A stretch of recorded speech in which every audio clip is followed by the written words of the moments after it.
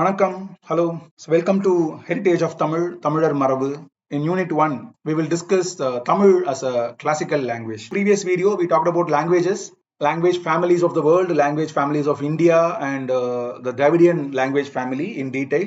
Tamil is a major language in the Dravidian language family, and of course, our focus is going to be on Tamil. So this is Tamilar Marabu, Heritage of Tamil course. So Tamil culture, history, the language itself. So we'll be talking about that. So let's start focusing on Tamil. A glimpse about this very rich, ancient culture and tradition, literature of Tamil. But you are welcome to learn the Tamil language. I also have a Tamilized playlist. Do check it out. So Tamil is a classical language. Semmuri, we say in Tamil. A classical language. What is a classical language? There are varying definitions for a classical language. Different people give different definitions. Even a Tamil scholar called Devanaya Pavanar, he lists 16 qualities a language should possess to be called as a classical language. And according to him, Tamil is the only language which possesses all those 16 qualities, right? Different people give different accounts, but Tamil is the first language to be designated as a classical language in India. Among the Indian languages, Tamil is the first. That's a good thing for Tamil actually, and there are a lot of other languages being designated as classical. And one thing is, when central government designates a language as classical language, they set up a separate department for it. So there is a Central Institute of Classical Tamil, CICT.in. I will give the link in the description. I already told you all the links I mentioned. External sources, I will link them in the description, don't worry. So for a classical language, there are so many qualities. Some of the common qualities people agree upon are antiquity. Number one, the language should have some ancientness, should be old, and there should be a rich literature, literary traditions, values in them, uniqueness for the language, independence of the language, and civilizational identity. In the last video, I mentioned the language is not a mere tool of communication. A language also becomes one's identity. These languages, classical languages, becomes an identity for an entire civilization. So civilizational identity. Diglossia. Diglossia is two versions of the language. We'll talk about them in detail. And continued grammatical traditions, grammatical schools, development, and all those things. So we'll discuss these aspects one by one. With regards to Tamil. So how Tamil possesses all these qualities. Antiquity. It's well known, right? So many people claim Tamil as the oldest language. That that claim, okay, that's up to you. You research that. But definitely Tamil is one of the oldest languages among the world. Tamil's oldest literature, oldest extant literature, because there are accounts that we have lost so many literature. So there are supposed to be 3 sangams, Tamil sangams, which are literary assemblies, where poets, hundreds of poets patronized by Pandyan emperors, they assembled periodically, and they both composed new works and criticized or analyzed existing works and had discussions and debates. That was a very happening place. But among the 3 sangams, only the last sangam's works, some of those works are now available. Many of them are lost to time. There are accounts of ocean engulfing the land mass, something like a tsunami. So we have lost many of them. And Tamil people used palm leaf to record their literature. Many of them are oral traditions. Guru Shishya Parambarai. So teacher-student lineages will be there. So a teacher will be teaching the students orally transmitted. But when recorded, they majorly used palm leaf for literary manuscripts. So palm leaf, they cannot exist for thousands of years. Their lifetime is only about a couple of centuries. That's all. So in that order, we have lost many of the Tamil literature. So whatever is now available, among the available literature, extant literature, Tolkappiyam is considered to be the oldest. So Tolkappiyam is a grammar in Tamil, and Tolkappiyam is variously dated. So because there is again no external metadata for Tolkappiyam. All we know about Tolkappiyam is only from Tolkappiyam. So based on that, there are people interpret Tolkappiyam in many ways. There could be a lot of interpolations, idaichorugal, we say. There could be a lot of modifications. We don't know what happened. So there are a lot of different opinions, research on that particular topic. Anyway, so whatever text we have, based on that, people have been dating Tolkappiyam variously. So some even say 5000 BC. Some even say 1000 CE, right? So 1000 years before now, or 7000 years before now, whatever it is. A majorly accepted time period for Tolkappiyam is about 1000 to 500 BCE, before Common Era. So that is approximately 2500 years to 3000 years from now, before now, right? So Tolkappiyam is the oldest available extant literature in Tamil. So that shows the antiquity of Tamil, because Tolkappiyam is a grammar. So for such a well-defined, well-refined grammar to be composed in a language, the language should have existed for centuries before that. There should have been literary traditions at least for a couple of centuries in that. And there Tolkappiyam himself mentions scholars, poets, even grammarians before him. In many of his Nurpa verses, he says Enba, Enmanar Pulavar. So the poets say, the grammarians say like this. So he is simply reiterating what people say. Grammarians, poets before him said. So that shows there were grammatical traditions. So there was a book, Agatyam, another supposed grammar book, but is completely lost now. So that book is supposed to be a forerunner for Tolkappiyam, a precedent of Tolkappiyam. So there are such ideas there. So there are such lost books. So considering all that, Tamil is definitely old, at least 5,000, 10,000 years old. I mean, before Tolkappiyam. But that is only an extrapolation. That's not a solid archaeological evidence. Anyway, so Tamil is definitely old. Comparing to most other languages, it is definitely 3,000 to 5,000 years old. That is conclusive. And the oldest extant literature is Tolkappiyam, which is at least 2,500 years old, that we can say. And Sangam literature, equally as ancient as Tolkappiyam, somewhat contemporary of Tolkappiyam, or slightly 100, 200 years after Tolkappiyam. And the twin epics, which are another 100 years after the Sangam literature, the Silappadigaram and Manimekalai. We'll talk about them in the next session, where we talk about the classical literature of Tamil.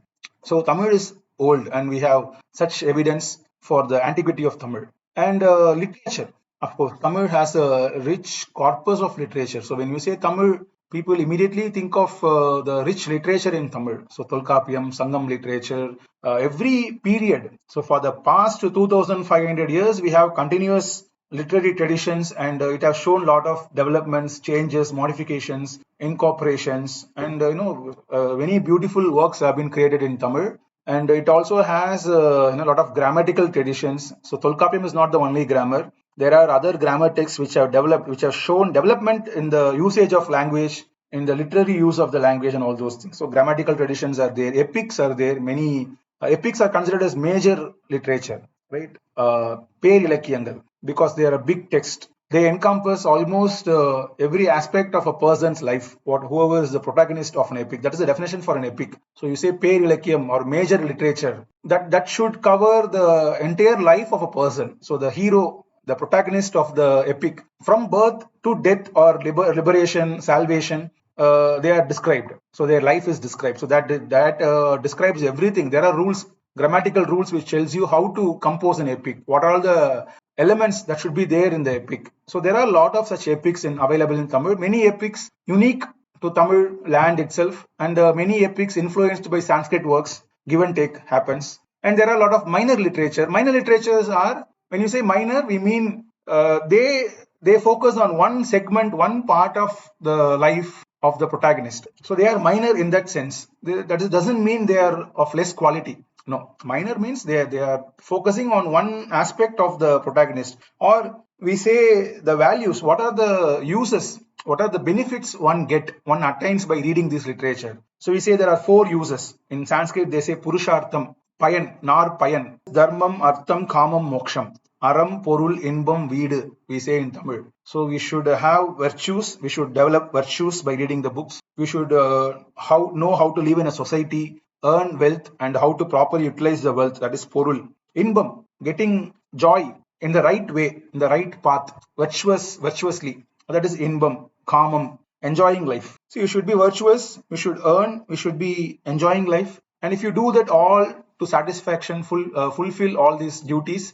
then you attain salvation, moksham, veedu peru, you attain moksham. So these are the 4 uses, 4 benefits one should get out of reading literature. So a major literature, per ilakyam, that should be leading one to all these aspects. So from birth to death, salvation or liberation, moksham, mukti or veedu. So that gives all these things. It gives you happiness. It tells you how to govern a city, rule a city, earn wealth. So it guides you in every aspect of life. A minor literature is only one part or one or two aspects. So it focuses on one or two virtue or wealth or statecraft or joy, right? Like that, it focuses on one or two of these aspects. That's why it's minor. So nothing short in quality. What it focus, the scope, that is what is minor literature or citrilacium. We say that, we'll mention that later. So, and there are a lot of trends in Tamil. So, literary traditions. So, Sangam period, post Sangam period, epic periods, so Isilapadikaram, Manimegalai, Sivaka Sindhamani, like that. We have 5 major epics, 5 minor epics. Aimberum Kapiyangal, Ainjirum Kapiyam. And Bhakti literature, the Alvar, Nayanmar things. Commentaries. There are commentaries to the text. So, all these texts are composed as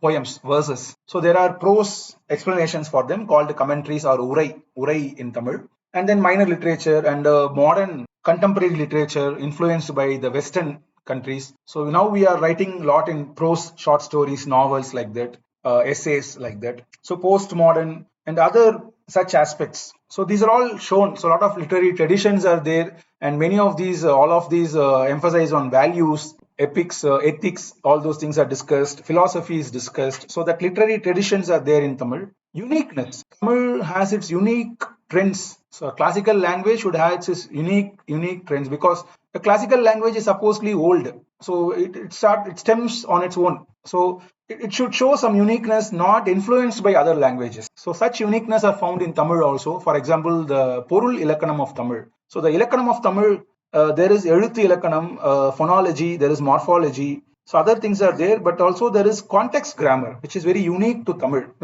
See, this applies to many languages, of course, because every language, you're talking about something. So there is a context and there are traditions, there are orthodoxy in languages. But in Tamil, it is explicitly stated, described for this content. So that's called Porul Ilakkanam. So what is the content of a verse, a song? What are the best themes to express a particular emotion? So all these are discussed in detail by grammarians as Porul Ilakkanam. That is a very unique thing for Tamil. And Yap Ilakkanam, prosody. So the rhythm, meters, the osai, the different songs, the different verses, types of verses in Tamil. That is again a very unique thing for Tamil. There are literary traditions. For example, there is this Togai Vagai Viri. So in about 9th century, a Saivite saint called Sundarar, he sings about 11 songs called Padigam. In those songs, he enumerates notable Shaivite people who are following the Shaiva religion, who are dedicating themselves to the worship of Lord Shiva. So Nayanmar, we call them. There are 63 Nayanmars mentioned in that Togai. Tiruttondar Togai, it's called. So it is 11 verses. There are 63 people mentioned there. Not all contemporary of people before him and contemporary people. So Sundarar mentions that. It is called Tiruttondar Togai. And about 10th, 11th century, another person called Nambi Andar Nambi. He is a contemporary of Rajaraja Chola. He sings expanding this Togai. So what Sundarar sung in 9th century, Nambi Andar Nambi expands that. So he dedicates one or two verses per Nayanmar. That is there. So he gives a little more information. And the 12th century, another poet who was originally a minister of the Chola king, Anabaya Chola, this person, Chekiyar, so he composes an entire epic based on these two compositions. So there is a Togai, 11 verses, enumerating 63 Saivite saints, Saivite notable people called Nayanmar. And a century later, each verse, one verse per Nayanmar. So that is Vagai, Tiruttondar, Andadi. And then another 2 centuries later, a poet composes an entire epic. So it's a very expansion of this. So it's one song, one line per person, one Nayanmar, and one song per Nayanmar. Then one entire chapter per Nayanmar in an entire epic. Tiruttondar Puranam, we call Periya Puranam, it's called. So such traditions are very unique to Tamil. You cannot find such traditions anywhere else. I can challenge you. So there are uniqueness in Tamil. A lot of uniqueness are there. I can keep on talking about that. Independence. So Tamil, of course, is a very independent language in the sense it can function without the influence, without the help of any other language. So even modern inventions like computer, internet, even for meme. So we are able to create words in Tamil for all of them. See, it's not simply, you are creating a word, anyone can do that. No, not like that. These words are very precise, very concise. We have the root forms for all of them. We have a grammatical methodology to coin these new words without ambiguity. Of course, there are many people coining these words. That creates ambiguity, but the coinage of words, there is no ambiguity. So, for example, computer, kanini, we say. In Tamil, we say kanini for computer. Compute, kanippu, kanital. That word is very ancient. That is coming from Sangam literature itself. Similarly, internet, we say inayam, inaital, bonding, linking. So that is again used in Sangam literature itself. So 2500 years old word. But now it is used in a modern context, in a modern form. So such uniqueness, such independence is there for Tamil. So Tamil is completely capable of functioning on its own. We don't have to loan words from other languages, Sanskrit or English. People are using that. I'm not saying people should not use, but Tamil can function on its own. So there are all the necessary roots available, grammatical methodologies available to coin new words to reflect the different nuances of the new concepts, ideas, things around us in the modern world. So Tamil has its own independence. Civilizational identity. So as I already told you, Tamil, any language will become identity of the person who is speaking that, whose mother tongue that language is. Tamil especially is an identity for a lot of people. About 8 million people are there worldwide. So for all of them, Tamil is their identity. It is called a Tamil diaspora. Ulagalaviya Tamil Makkal. And they have spread in about 135 countries. Many of them are third, fourth generation people, and even much later than that, Tamil people in Malaysia, Singapore, Sri Lanka, they are all living there for many generations. And there are some young populations like in Canada, USA, the Middle East. So you can find Tamil people in almost all countries, and they have their significant contributions and roles in all those places. They are all united by the Tamil identity. So people from Malaysia, people from Tamilnadu, they are connected by Tamil through internet, especially, internet is facilitating this connection. So olden days, Tamil people in Malaysia, okay, we don't know much about them. But now internet bridges the gap, and we are able to interact with those people, and we are all connected by the Tamil identity. So the Tamil presence in the internet is very much felt. So you can see that, Google, for example, when it brings Indian languages, Indic languages, right? So next to Hindi, it focuses on Telugu and Tamil.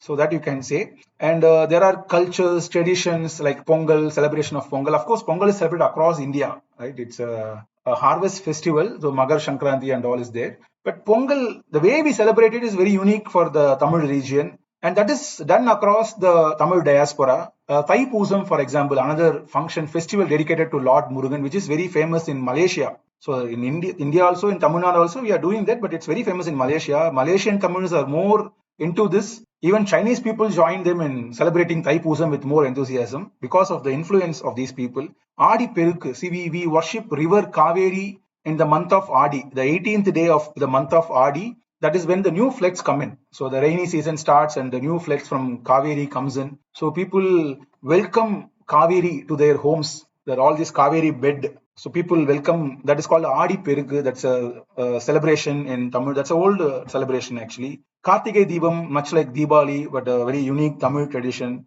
Again, like the dresses, attire. Of course, every part of India, every part of the world has their own unique attires, costumes. Tamil also has it. So Veshti, Podavai, the way we wear it. See, Veshti, Podavai is very common across India, but the way people wear it, that is very unique for Tamil people, right? So that is a civilizational identity. The way a person dresses, you can say, okay, that is a Tamil person. Of course, it may sound like stereotyping, but that is also a civilizational identity. We should be proud of that. As long as we are not ridiculing other traditions, cultures, we are okay, we are free to be proud about our own culture and tradition. So we should be clear about that, right? So when I say Tamil tradition is unique, I don't mean other traditions are not unique. That is the problem. So when you say only my tradition is unique, yours is not, that is the problem. Tamil is unique, very good, right? So Tamil is a civilizational identity for many people.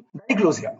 Many of the classical languages will have two versions, very distinct versions. One is called as the high language, the other one is called as the low language, literary and spoken form. Again, the high-low is only a scientific designation. That's all, right? So it's not saying this is great, this is less, nothing like that, right? So in Tamil, we call them as Senthamil and Koduntamil. Senthamil is a very refined Tamil.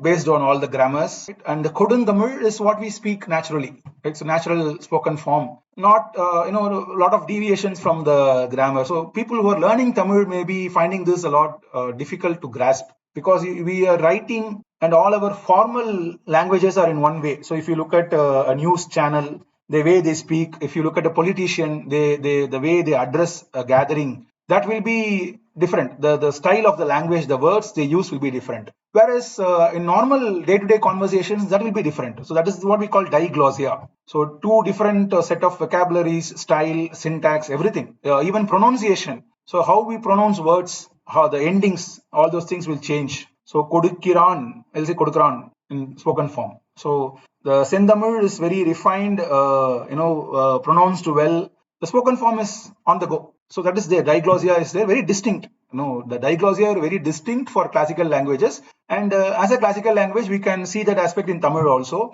But this is also very old. Many people think that Senthamil is an ancient form and Kodundamil or spoken form is only a contemporary thing. That is not the case. This Senthamil spoken and literary forms are mentioned even in the preface of Tolkappiyam itself. Preface is called Payiram. Even there it is mentioned that there will be two forms of the language. So Tolkappiyar, when he was preparing to compose his grammar for Tamil, it is said that he analyzed both the sources. So sources belonging to literary forms of Tamil, sources belonging to spoken forms of Tamil. He analyzed both of them. Vazhakkum, Cheyyilum, Aayiru, Mudalum, Elutthum, Sollum, Porulum, Nadi, he says. So he analyzed, Nadi means he approaches all the sources available for them. So Vazhakku is the spoken form, Cheyyul is the literary form, Aayiru, Mudal. So both the sources. Tolkappiyar analyzes and then composes his grammar. So that is a old, diglossia is a old thing in Tamil. And that is a aspect of a classical language. The grammatical development. So I already mentioned Tolkappiyam, the oldest extant grammar in Tamil. Tolkappiyam talks about Eluthu, letters, phonology of Tamil, and Sol, morphology, syntax, semantics, all those things come there. And Porul Ilakanam, I told, context, content grammar. The Porul becomes Agapporul, Purapporul. We will be talking about Agapporul, Purapporul, all the themes in Unit 3 in detail. So again, here we'll see examples of classical text of Tamil. So there also I'll quickly mention Agampuram classification, but there is this Agampuram classification in Tamil, Porul Ilakanam. So that is all there. And prosody is there, aesthetics is there. And we see that later grammars have developed for all of this. So Nannul, almost 1000 years old grammar. Nambi Agapurul, Purapurul Venpamalai, Yaparangalam, Chidambara Patiyal, Ilakana Kottu. So there are grammars which are focusing on one particular aspect, right? So which shows the development of the grammar. So why one text is focusing only one? So Yaparangalam is focusing only on the prosody part, the versification rules. Why is that? Because there's a lot of development. So that author didn't want to dilute his work by discussing all of the other grammars. So he chose to focus on only one part of that. But there are authors who chose to focus on all the 5 aspects, all the 5 grammars. We say Aindhu Ilakkanam, Eduthu, Sol, Porul, Yappu, Ani. All the 5 grammars, there are grammatical texts. But the idea is from Tolkappiyam, which is about 2500 years old, it is not stagnant. So there are traditions, there are developments both in literature and the grammar which reflects the literature. So literature has been developed, but there are deviations because poets, you cannot control poets. You cannot say to a poet that you should sing a song like this, you should compose your song like this. Of course, there are rules to be followed, right? There are hard and fast rules, but there are liberty for a poet. Poetical license is there. There are a lot of freedom for a poet. So they develop new compositions, new trends, new usages, new patterns. And that is captured by later grammarians. So that tradition, that development is shown in all these grammatical texts. There are a lot of grammar in Tamil there, and all of that reflect this grammatical development of Tamil. So with these basic aspects, Tamil becomes a classical language, a very remarkable and notable and important classical language, both in the world's stage as well as in the Indian forum. So Tamil is a classical language, and I am happy that I got a chance to tell you guys about this beautiful classical language, which also happened to be my mother tongue, my most favorite language. So we'll talk about the classical text of Tamil in the next video. Thank you very much. Subscribe to my channel, follow, like these videos, share them, and of course, study with them. Thank you very much.